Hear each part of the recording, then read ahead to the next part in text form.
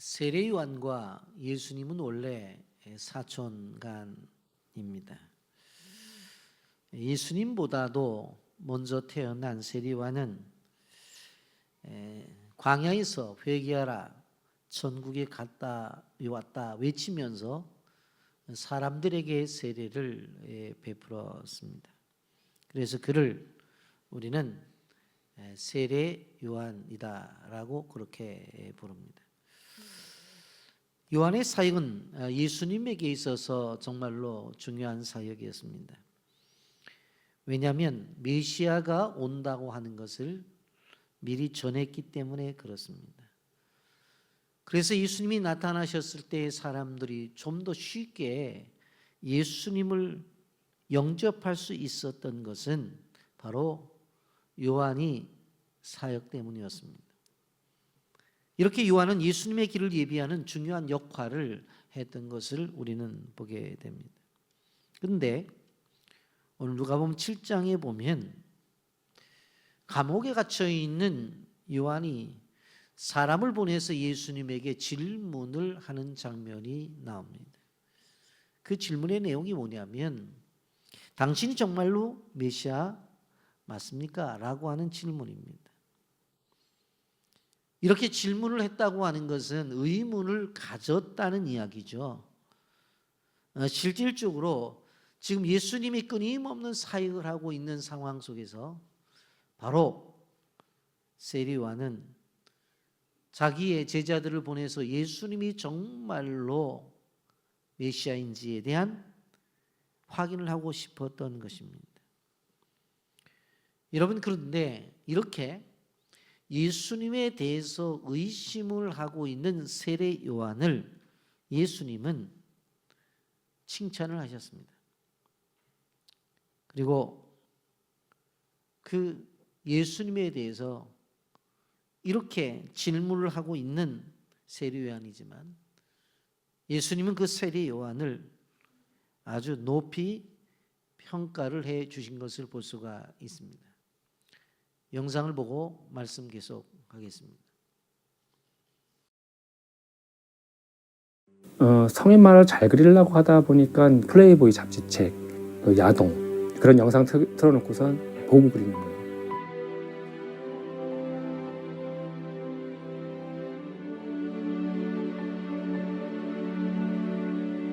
그림 그릴 때는 항상 담배를 물고 그림을 그렸고요.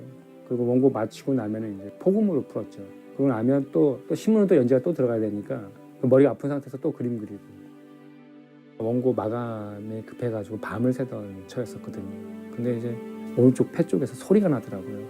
그르륵 그르륵 그르륵 그런 소리가 나더라고요. 그래서 이제 병원에 그 다음날 갔더니 당신 좀 당장 수술해야 된다. 지금 공기가 너무 많이 폐 쪽에 차 있다라고. 그리고 이제 나중에는 폐를 드러내라고 얘기를 들었죠. 수술 받기 전에 어차피 이렇게 된 거 진짜 하나님이 살아계시다면 진짜 한번 기도 한번 해보자 하고서 이제 처음으로 하나님한테 내 솔직한 얘기를 했었어요. 살려만 주신다면은 내가 성인만 같은 거 안 그리겠다라고 그렇게 얘기했죠.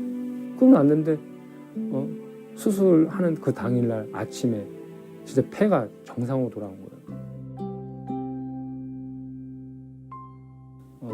다시 살아가지고 나왔는데 이게 죄인지도 모르면서도 그냥 습관적인 그림이다 보니까 또 이렇게 그림을 그렸어요. 근데 내가 어떤 생각이 들었냐면 성경 말씀을 읽는데 내가 완전히 큰 죄를 저질렀더라고요. 이게 성인 만화책 냈던 이게 죄덩어리인데요. 이걸 남겨둔 이유가 있어요. 다시 안 하려고. 다시 이렇게 안 넘어가려고. 이걸 보관하고 있는 거예요. 이거 볼 때마다 내가 다시 이쪽으로 하면 안 된다. 그런 생각 때문에. 그리고 신명기 그 23장 그 말씀 창기와 개 같은 자라는 표현이 성경에 나와요. 제가 개 같은 자였었거든요. 개 같은 자가 연보한 거 하나님이 받지 않는다라는 구절을 딱 보고 나서 속이 딱 뒤집었어요. 모르고 재진 거지.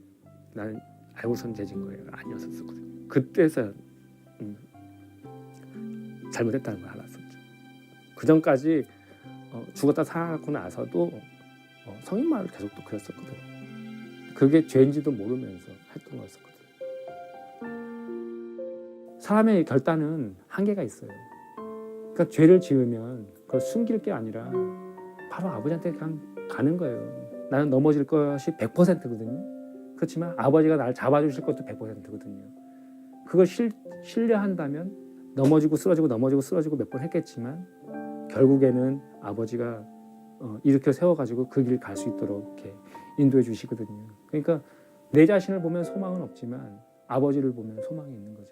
제가 그걸 알았어요. 기적은 기적일 뿐이에요. 그 기적이 예수님을 만난 것은 아니에요. 말씀으로서 성장해 가는 것이 아버지가 원하는 것이지, 하나님이 내가 존귀한 자가 아니고 내가 쓰레기 같은 자인데 내가 그래도 일갈 때에 지금까지 이렇게 오니까 하나님이 나를 이렇게 존귀하게 해주시는구나, 그런 생각이 들더라고요. 하나님이 이렇게 해주셨나 보다라는 그런 생각.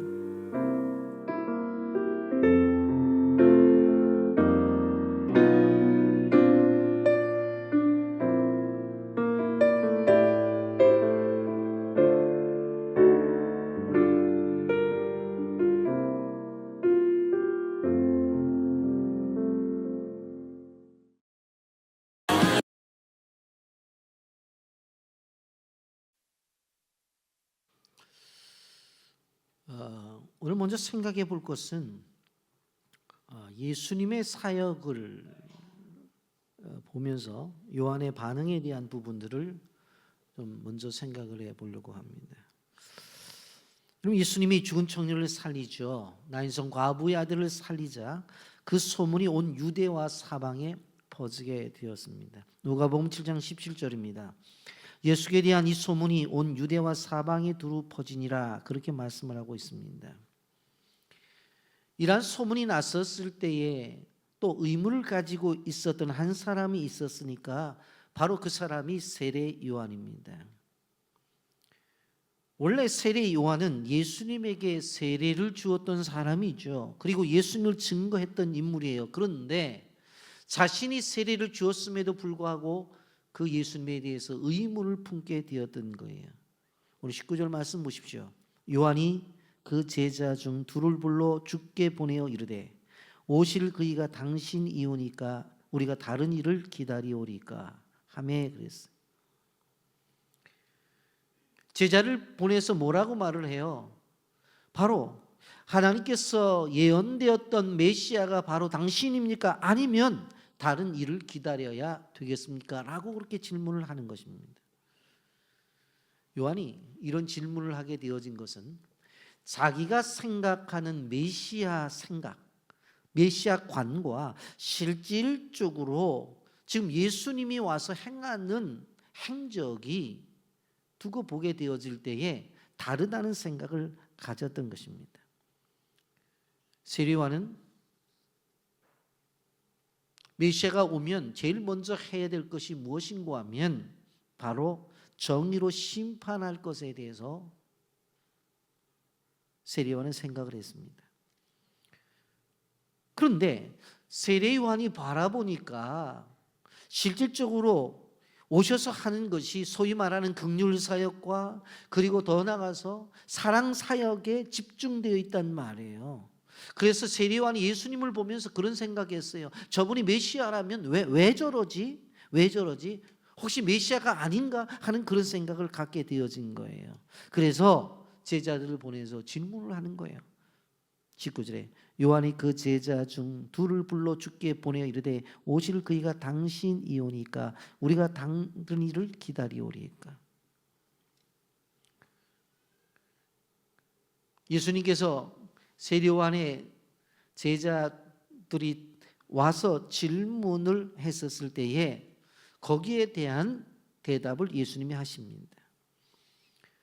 근데 21절부터 23절까지 보게 되어지면 그 대답이 다른 게 아니에요. 자신이 행하고 있는 사역을 이야기를 해줘요. 21절부터 보면 마침 그때 예수께서 질병과 고통과 및 악기 들린 자를 많이 고치시며 또 많은 맹인들을 보게 하시니라. 예수께서 대답해 이르시되 너희가 가서 보고 들은 것을 요한에게 알리되 맹인이 보며 못 걷는 사람이 걸으며 나병 환자가 깨끗함을 받으며 귀먹은 사람이 들으며 죽은 자가 살아나며 가난한 자에게 복음이 전파된다 하라. 누군지 나로 말미암아 실족하지 아니하는 자는 복이 있도다 하시니라 그랬어요. 예수님께서 하시는 사역을 보니까 질병에 시달리고 고통당하고 악기 들린 사람들을 고치는 거예요. 눈 먼 사람들 눈을 뜨게 하는 거예요. 한마디로 말하면 치유와 해방 사역, 자유를 주는 사역을 끊임없이 계속하고 계신 것입니다. 예수님은 분명히 메시아로 오셨어요. 그런데 예수님은 그 예수님 주변에 있는 무리들의 절실한 필요를 먼저 채워주셨습니다. 저들의 죄를 먼저 책망하신 것이 아니라 죄 지은 사람들에게 심판을 먼저 내리신 것이 아니라 죄인들의 눈물을 닦고 상처를 싸매 주셨다고 하는 거예요. 그러니까 그런 사역을 하고 있는 것들을 바라보는 세례 요한 입장 속에서는 이거는 왠지 아니다라고 하는 생각을 갖게 되어진 것입니다. 그래서 메시아로 인정할 수 있느냐 없느냐까지 가게 되어진 것이에요. 세례 요한은 메시아가 오게 되면 자기가 동일한 사역을 할 줄 알았어요. 그런데 사역의 내용이 다른 것입니다. 그래서 오해를 하고 메시아인가 아닌가까지도 생각을 한 거예요. 이런 어린아이가 나가서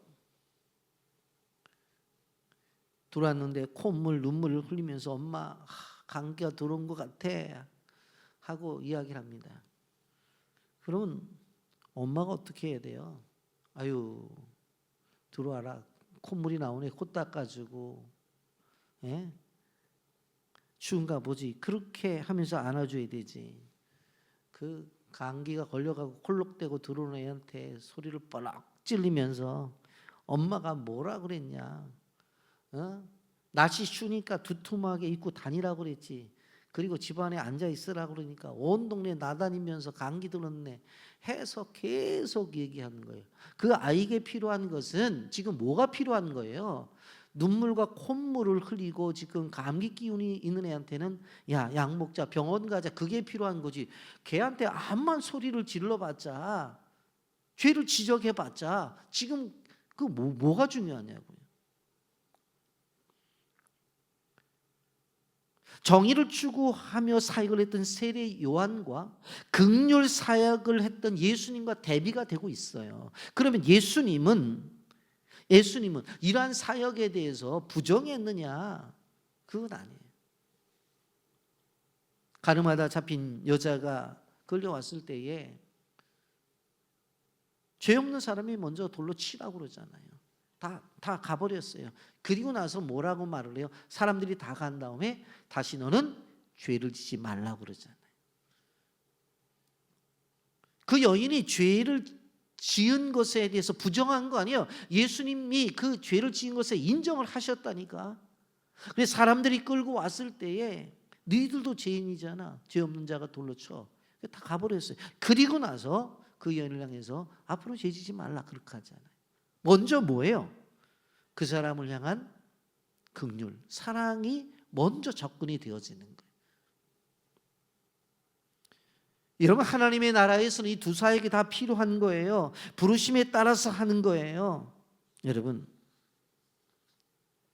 하나님의 나라와 하나님의 세계는 너무나 다양한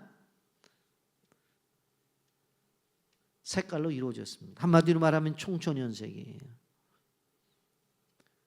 근데 흑백 논리에 빠져서 내 편은 다 옳고 다른 편은 다 다르다고 하는 그러한 어떠한 논리로 나가서는 안 돼요. 흑과 백으로 세상을 나누어서 흑백 논리로 내 편은 다 옳고 나를 반대하는 사람은 다 그르다고 그렇게 이야기해서는 안 된다고 하는 거예요. 여러분, 오늘날 한국 정치가 얼마나 힘듭니까? 지난 주간에 우리 노예 목사님들, 사모님들 한 200여 명 이상 모였는데 제가 거기서 한 해를 시작하는 시무식 설교를 했어요. 설교를 시작하면서 제가 제일 먼저 뭐라고 얘기했는 줄 아세요? 목사님들 요즘 목회 힘드시죠? 촛불과 태극기 사이에서 너무너무 힘드실 것입니다. 제가 웃으면서 그렇게 설교를 시작했어요. 여러분 저한테도 묻지 마세요. 목사님 촛불이냐고 태극기냐고 묻지 말라고. 암만 물어도 전 대답 안 해요. 적 대답을 한다면 저는 천당이에요. 오늘날 이 사회 속에서 양극화 현상이 얼마나 그게 사람과 사람과의 문제가 아니라 집안에서도 싸우고 난리가 난다는 거예요. 부부간에도. 그래고 문 쾅 닫고 가고 당신 그래 태극기만 흔들어라. 당신은 대한민국 국민 아니냐부터 시작을 해가지고 뭐 그냥 어느 집안은 불 다 꺼놓고 남편 퇴근하니까 촛불만 켜놨더래요. 별 얘기들이 다 들려요. 하여튼 세상이 그래요. 세상이. 여러분 우리가 기억해야 될 것은 무엇인가 하면 상대를 향해서 극단적인 어떤 적대감과 증오심을 키워서는 안 돼요. 우리는 동일한 대한민국 국민이에요. 세상은 검은색과 하얀색으로만 만들어진 것이 아니에요. 여러분 세리요한에게 예수님은 대답을 합니다. 22절 말씀에 보면 예수께서 대답해 이르시되 너희가 가서 보고 들은 것을 요한에게 알리되 맹인이 보고 못 걷는 사람이 걸으며 나병 환자가 깨끗함을 받으며 귀 먹은 사람이 들으며 죽은 자가 살아나며 가난한 자에게 복음이 전파된다 하라 그랬어요.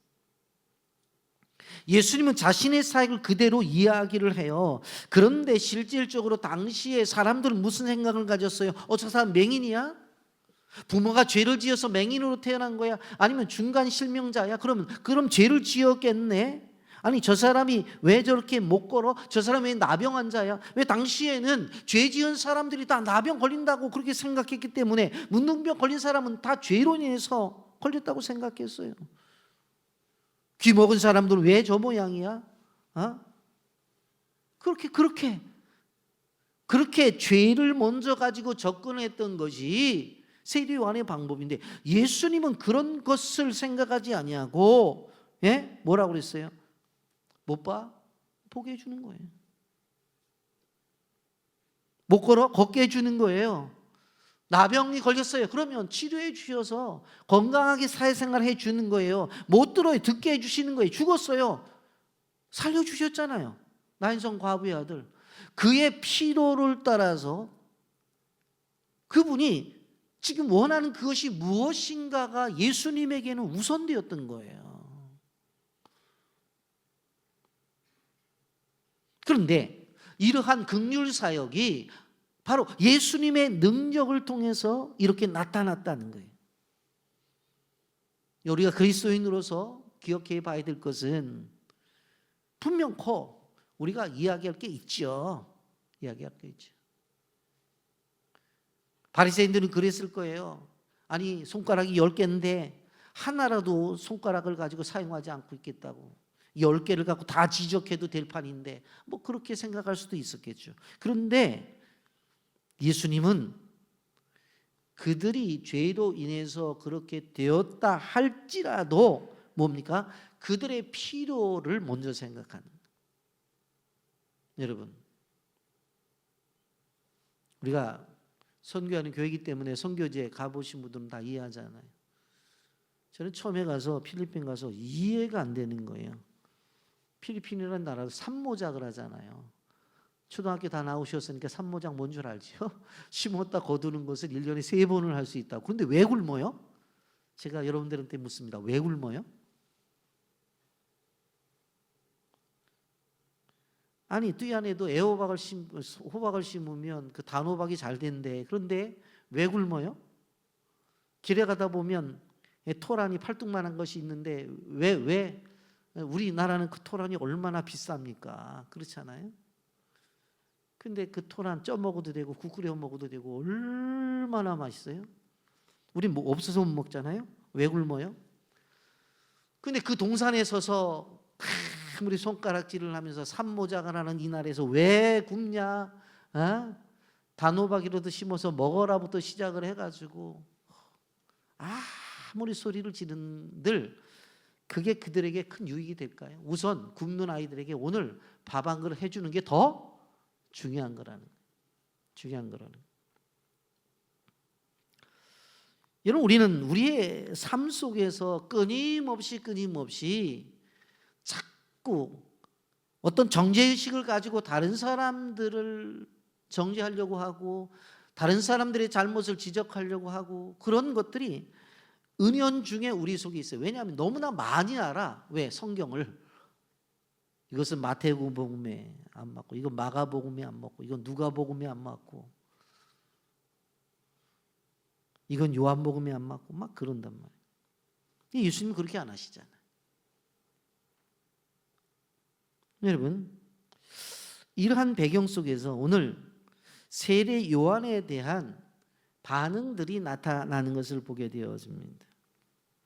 첫 번째, 예수님의 반응을 좀 생각해 보는데, 예수님은 의도적으로 답이 명확한 것임에도 불구하고 세 번의 질문을 통해서 사람들의 생각을 이끌어 가시는 것을 보게 되어집니다. 그러면서 사람들을 향해서 뭐라고 말해요? 너희가 무엇을 보려고 광야에 나갔더냐? 그래요. 광야는 지금 누가 있는 곳이에요? 요한이 있는 곳이에요. 그 요한이 있는 곳에 왜 나갔냐 하는 질문을 합니다. 24절부터 26절에 보면 요한이 보낸 자가 떠난 후에 예수께서 무리에게 요한에게 대하여 말씀하시되 너희가 무엇을 보려고 광야에 나갔더냐? 바람에 흔들리는 갈대냐? 그러면 너희가 무엇을 보려고 나갔더냐? 부드러운 옷 입은 사람이냐? 보라, 화려한 옷을 입고 사치에게 지내는 자는 왕국에 있느니라. 그러면 너희가 무엇을 보려고 나갔느냐? 선지자가 옳다. 내가 너희에게 이르노니 선지자보다 훌륭한 자니라. 너희가 무엇을 보려고 나갔느냐? 무엇을 보려고? 첫째 보면 24절에서 무엇 보러 나갔느냐? 흔들리는 갈대냐고 예수님 물으셔요. 이런 갈릴리 지역은 갈대가 많은 지역이었어요. 그래서 분봉왕 헤롯 안티파스는 동전에 자기 얼굴과 갈대를 같이 새겨 넣어서 동전을 만들기도 했습니다. 그러면 광야에 나간 것이 갈대를 보러 나간 거냐? 아니지 않느냐? 당연히 아닙니다. 두 번째로 다른 예를 들어서 설명을 합니다. 그럼 광야에 나간 것이 부드러운 옷 입은 사람을 보러 나갔느냐? 이에 대답도 정확히 그렇지 않은 거죠. 왜요? 그렇게 좋은 이 옷을 입은 사람은 광야에 있는 게 아니에요.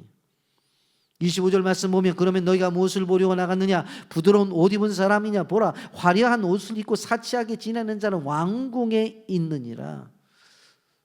그런 사람들은 왕궁에 있지 광야에 있는 것이 아니라고 하는 거예요. 분명코 그들이 광야에 간 것은 그런 옷을 입은 사람을 보러 간 것이 아니다라는 거예요. 마가복음 1장 6절에 이렇게 말합니다. 요한은 낙타 옷을 입고 허리에 가죽띠를 띠고 메뚜기와 석청을 먹었더라. 그렇게 말씀해요.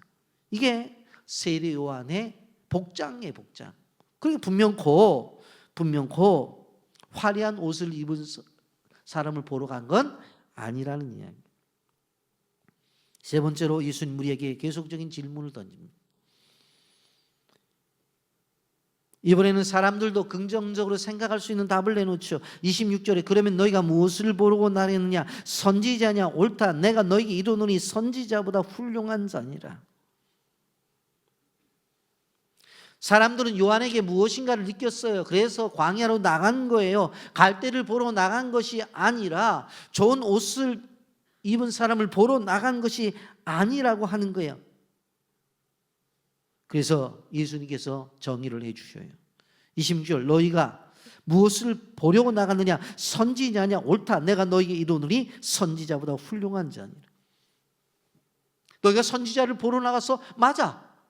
요한이 선지자야. 그런데 선지자보다 더 훌륭한 자야. 그렇게 인정을 해 줍니다. 마태복음 11장 13절 14절에 보면 모든 선지자 율법이 예언한 것은 요한까지니 만일 너희가 즐겨 받을진대 오리라 한 엘리야가 곧 이 사람이냐. 선지자와 율법이 예언한 것들이 어느 때까지? 요한까지라고 그렇게 말을 해요. 그러니까 요한은 이미 구약에서부터 쭉 예언되었던 것들의 마침표라고 하는 이야기예요. 누가복음 2장 17절 보세요. 그가 또 엘리야의 심령과 능력으로 주 앞에 먼저 와서 아버지의 마음을 자식에게 거스린 자를 의인의 슬기에서 돌아오게 하고 주를 위하여 세운 백성을 준비하리라. 그러니까 요한이라고 하는 존재를 두고 어떻게 해요? 구약의 모든 선지자를 대입해서 그 요한을 인정해 주는 것을 볼 수가 있어요. 한마디로 말하면 요한에게서는 아브라함적 요소도 있고 이삭적 요소도 있고 요셉적 요소도 있고 엘리야적 요소도 있고 다 있다고 하는 거예요. 그러니까 요한이 대단한 사람이라고 하는 거예요. 근데 여러분 생각해 보세요. 구약의 모든 선지자들이 훌륭했어요. 그런데 요한을 더 탁월하게 인정하는 것은 무엇입니까?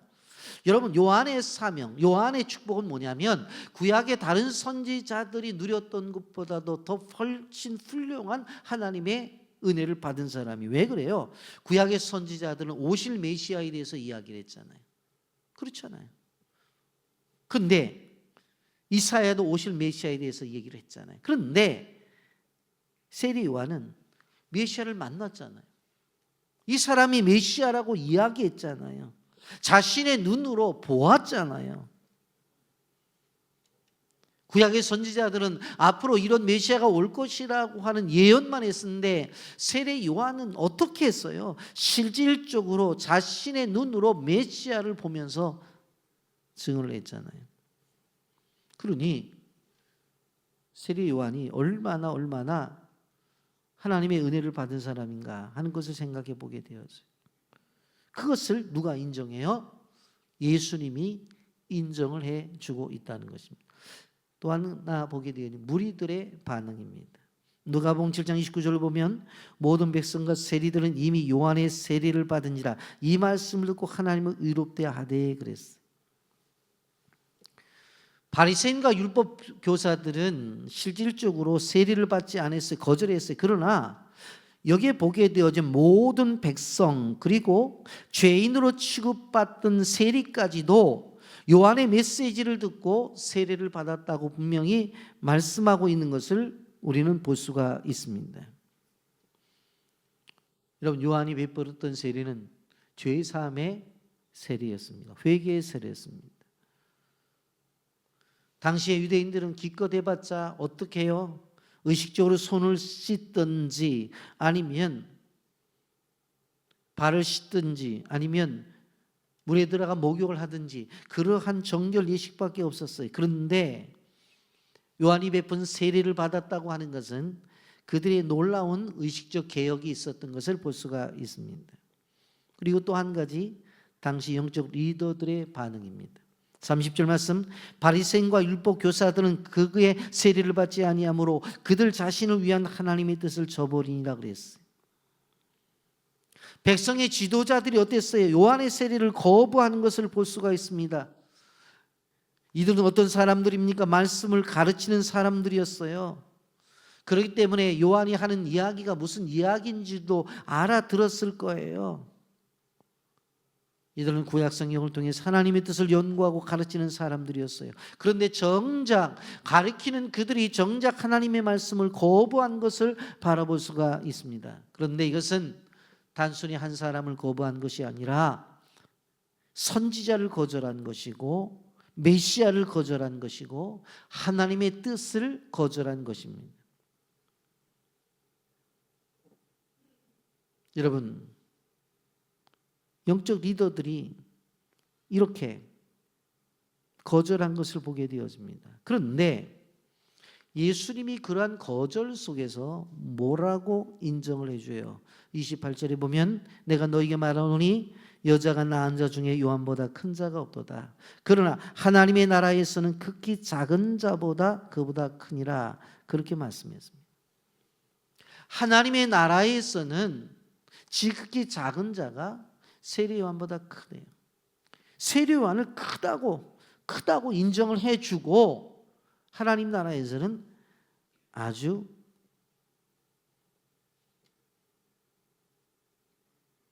작은 자라도 그보다 크다고 이야기를 합니다. 여러분, 세례 요한이 전한 메시지의 내용을 우리가 보게 되어지고 그의 삶을 보게 되어지면 이 말씀이 이해가 되어지는데, 실질적으로 세례 요한은 어떤 사역을 했어요? 예수님의 오심에 대해서 이야기를 했잖아요. 나는 그분의 신들매도 풀기를 감당하지 못하겠다, 그렇게 얘기를 하고, 또 수많은 사람들에게 세례를 주고 그 안에 예수님도 세례를 주고 결국은 감옥에 갇혀서 어떻게 되어져요? 죽잖아요. 죽는다고요. 예수님의 고난을 봤어요? 못 봤다고요. 예수님의 죽으심을 봤어요? 못 봤어요. 예수님의 부활도 못 봤고 예수님의 승천도 못 본 것을 볼 수가 있습니다. 그런데 오늘 우리를 한번 생각해 보세요. 우리는 어떤 존재들이냐? 바로 세례 요한이 보지 못했던 것들을 본 사람들입니다. 무엇을 통해서? 성경을 통해서. 세례 요한은 이루어지지 않은 것을 그는 이야기했지만 우리는 이루어진 것을 믿고 있어요. 계시의 일부만을 그는 이야기했지만 우리는 계시의 전부를 알고 있어요. 여러분, 하나님께서 우리에게 성경을 주셨는데 이 성경이 어디까지 기록이 되어 있어요? 예수 그리스도의 고난, 죽으심, 부활, 승천, 그리고 재림까지 다 기록이 되어 있어요. 성경이 기록되었을 때에 예수님에 대해서 쭉 기록을 하시다가 탄생과 고난과 죽음과 부활, 승천까지 그렇게 적어놓고 앞으로 어떻게 될 것은 모른다고 한 것이 아니라 다시 오실 예수님에 대해서 분명히 기록을 해놓고 더 나가서 다시 오실 예수님이 오실 때까지 우리가 어떻게 살아야 될 것인가에 대해서까지도 자세하게 기록이 되어져 있어요. 그러니 우리가 세례 요한보다 더 특권을 가진 사람이다, 성경은 그렇게 말하는 거예요. 세례 요한 훌륭하죠. 그런데 세례 요한보다 더 큰 은혜를 받은 사람들이 누구냐? 우리라는 거예요. 왜?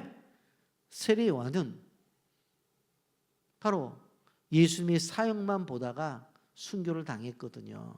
근데 우리는 성경을 통해서 예수님의 고난과 죽음, 부활, 승천까지를 분명하게 우리는 보고 있고, 그리고 다시 오시겠다고 하는 약속의 말씀도 우리는 듣고 있다고요. 여러분, 그런데 사람들은 어떻게 생각을 해요?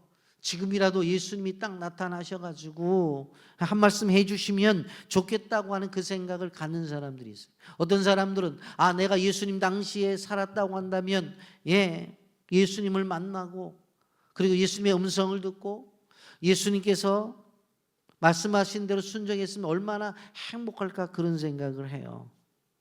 여러분, 예수님 당시의 대표적인 인물이 누구예요? 세례 요한이라고. 여러분, 어떤 집안에 할아버지가 이제 하나님 나라를 가기에 얼마 남지 않으냐니까 통장을 하나 만들어서 손주에게 줬는데 얼마짜리를 주었어요? 1억짜리를 준 거예요. 몇 살짜리에게? 4살짜리에게. 그랬더니 이 아이가 통장을 확 집어들이면서 뭐라고 말하냐면 할아버지 사탕 줘, 그렇게 얘기를 하는 거예요. 여러분, 우리가 잘못하게 되어지면 하나님께서 큰 은혜를 주셨는데 그냥 달콤한 사탕의 은혜를 받겠다고 하는 사람과 똑같아요. 우리는 거의 완벽한 예수 그리스도의 탄생을 보면서, 그래서 고난의 복음, 그리고 예수님이 십자가에 죽고 부활한 부활의 복음, 그리고 그분이 다시 오신다고 하는 그 약속, 재림의 복음, 이 복음 속에서 오늘도 살아가고 있다고 하는 거예요. 그래서 하나님의 놀라운 사랑과 은혜를 우리는 감히 함부로 말할 수가 없어요.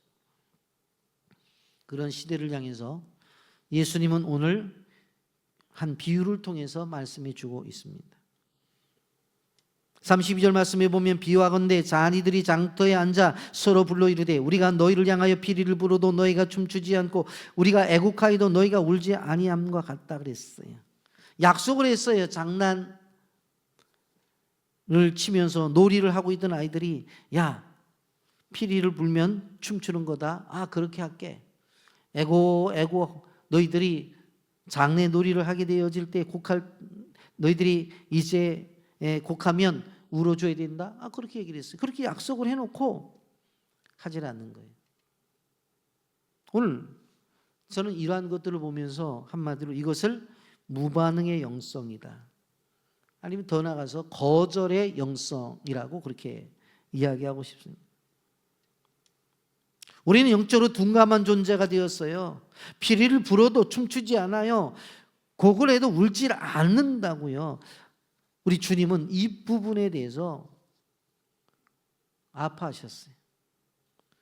그래서 오늘 성경을 보면 예수님 뭐라고 말씀하세요? 금식을 하게 되면 귀신 들렸다고 말하고 먹으면 먹기를 탐한다고 그렇게 말하는 것. 그냥 자기들 생각하기 좋은 대로 생각하고 말하는 거예요. 33절 34절을 보면 세례 요한이 와서 떡도 먹지 아니하며 포도주도 마시지 아니하며 너희 말이 귀신이 들렸다 하니 인자는 와서 먹고 마시며 너희 말이 보라 먹기를 탐하고 포도주를 즐기는 사람이요 세리와 죄인의 친구로도 하니 먹지 않으면 귀신 들렸다고 말하고 먹으면 먹기를 탐한다고 말을 하고 여러분 이렇게 세상의 나라는 하나님의 나라를 향해서 비난하고 이래도 비난하고 저래도 비난한다는 이야기입니다. 여러분 오늘 우리가 살아가는 세상이 어떻습니까? 세상은 엄청난 정보가 우리에게 주어집니다. AI를 통해서 인터넷 유튜브를 통해서 엄청난 정보가 수시로 여러분 휴대폰만 갖고 있으면 끊임없는 정보가 들어오죠. 그런데 정작 영적인 눈이 감겨져 있는 시대가 되었다고 하는 거예요. 여러분 세대를 바라보십시오. 청소년들은 교회로 나와서 예배를 하고 하나님의 말씀을 듣는 것에 대해서 가치를 두지를 않아요. 경시되어졌어요. 우리가 이제 내일부터 시작되는 2박 3일도 청년과 중고등부 학생들이 모여서 하나님의 말씀을 듣고 기도하고 찬양으로 영광 돌리고 이러한 일들을 교회가 준비했어도 이유가 있었다고 그것을 참여를 안 해요. 왜? 그것이 더 가치가 있다고 생각하지 않기 때문에 그래요. 템플스데이를 더 좋아하죠. 그래서 절에 가갖고 그 중들 앞에서 앉아서 묵상한다고 그러고 앉아있어요. 타로를 좋아하고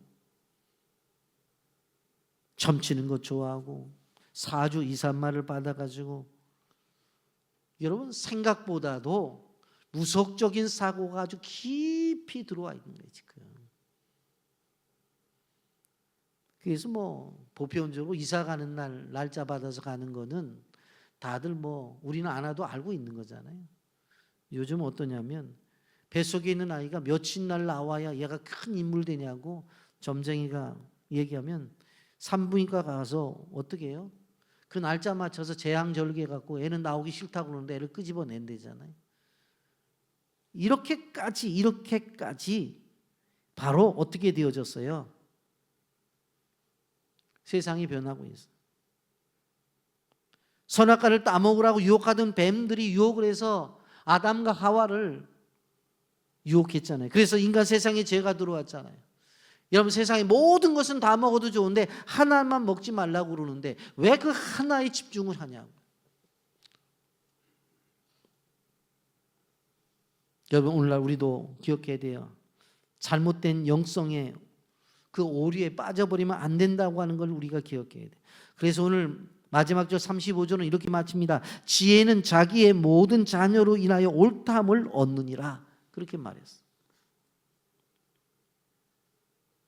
신앙이 생활이라고 하는 것은 실질적으로 항상 견고함만 하는 것은 아니에요. 어떤 데는 회의에 빠지기도 하고 어떤 데는 흔들리기도 해요. 오늘 보니까 세례 요한도 그랬어요. 그런데 우리는 우리의 신앙생활 속에서 흔들리는 모습만 있는 것이 아니라 바로 회복돼서 바로 하나님께서 원하시는 그런 모습으로 되돌아가요. 그렇기 때문에 그런 것을 아시는 예수님은 그냥 칭찬해 주셨어요. 우리가 세상 속에서 가장 가치 있는 것이 무엇이냐 그렇게 물을 때 우리는 복음이라고 이야기를 해야 돼요. 예수 그리스도의 복음, 그것이 가장 가치가 있는 거예요. 그것은 돈으로 살 수가 없는 것입니다. 여러분, 이러한 복음이 우리 앞에 있는데 눈앞에 고난 때문에 복음을 저버리는 사람이 있어요. 순간적인 자기의 필요 때문에 복음을 멀리하는 사람들이 있어요. 절대로 그래서는 안 되는 것입니다. 오히려 고난 속에서 복음을 붙잡으면 그 예수와 복음은 우리에게 고난을 이겨낼 힘을 주셔요. 그래서 복음을 가지고 이겨내야 되고 복음을 가지고 문제를 해결해야 되는 거예요.